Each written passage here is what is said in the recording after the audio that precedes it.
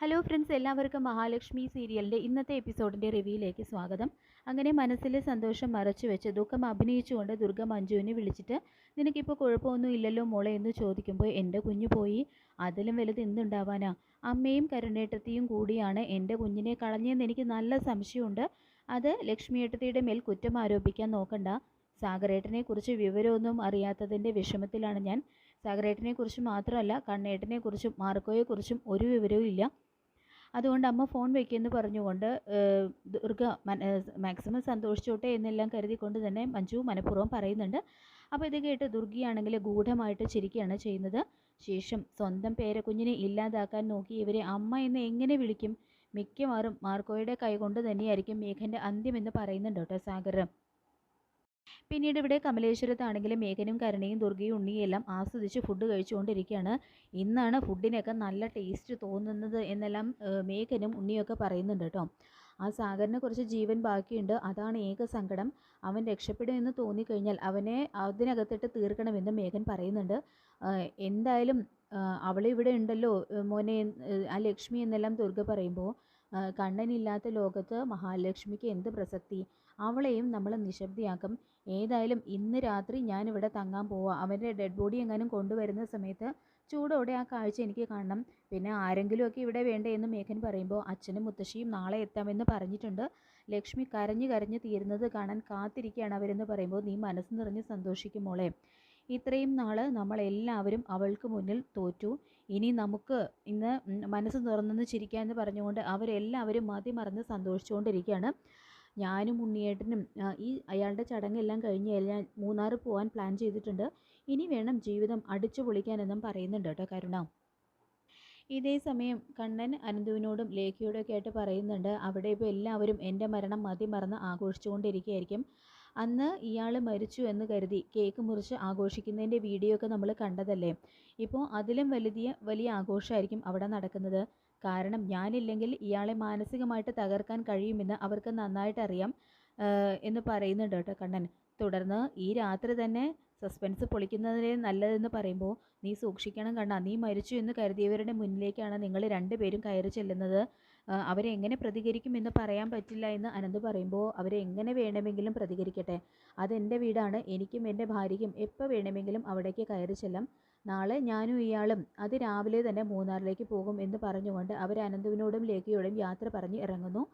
അങ്ങനെ അവർ പോയതിന് ശേഷം സ്വന്തം വീട്ടിലേക്ക് പോകുന്ന കണ്ണേട്ടനും മഹാലക്ഷ്മിയും നമുക്ക് നല്ല ടെൻഷൻ ഉണ്ടാക്കുന്നുണ്ട് അല്ലേ അനന്തുവേട്ട എന്ന് ലേഖ ചോദിക്കുമ്പോൾ ഒന്നും ഉണ്ടാവില്ല ലേഖ, ഇനിയാണ് കണ്ണനും മഹാലക്ഷ്മിയും അവരുടെ യഥാർത്ഥ ജീവിതം തുടങ്ങാൻ പോകുന്നതെന്ന് പറയുന്നുണ്ട് കേട്ടോ അനന്തു.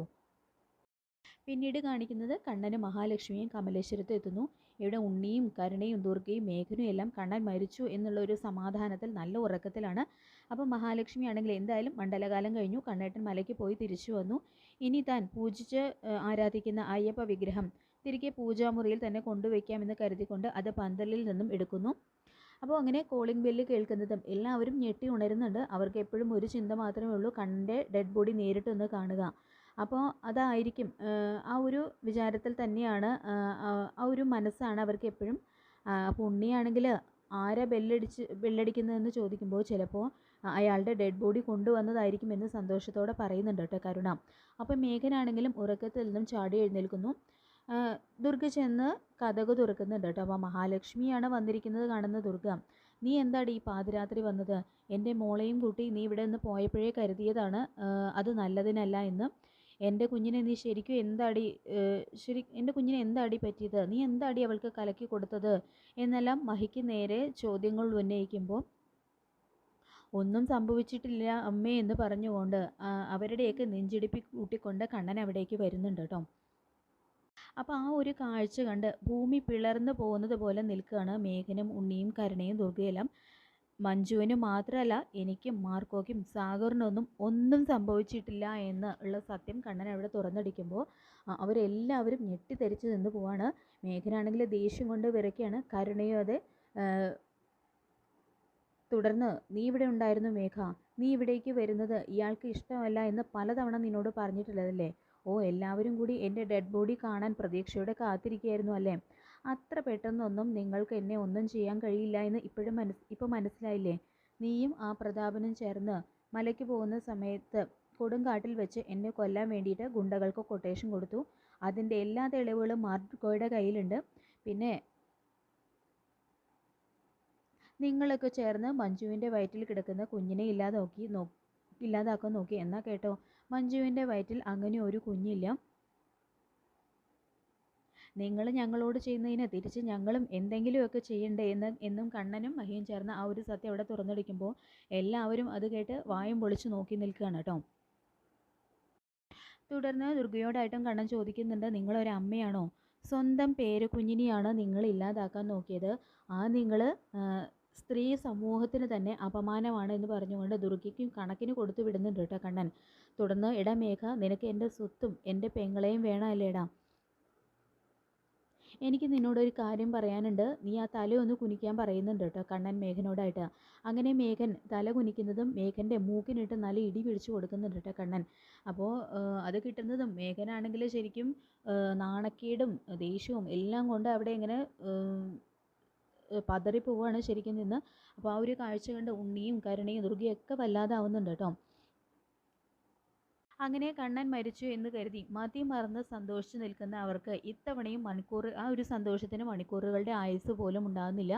അങ്ങനെ കനത്ത തിരിച്ചടി തന്നെയാണ് കണ്ണൻ ഇത്തവണയും അവർക്ക് കൊടുത്തിരിക്കുന്നത്. പിറ്റേന്ന് മൂന്നാർക്ക് പോകാനായിട്ട് റെഡിയായി വരുന്ന കണ്ണനെയും മഹിയെയും കണ്ട് അസൂയയുടെയും പകയോടെയും നോക്കി നിൽക്കുകയാണ് കേട്ടോ കരുണ. ഞാനായിരുന്നു മൂന്നാർക്ക് പോയി അടിച്ചു പൊളിക്കാനായിട്ട് പ്ലാൻ ചെയ്തിരുന്നത്. പക്ഷേ ഇതാ ഇവള് പോന്നു.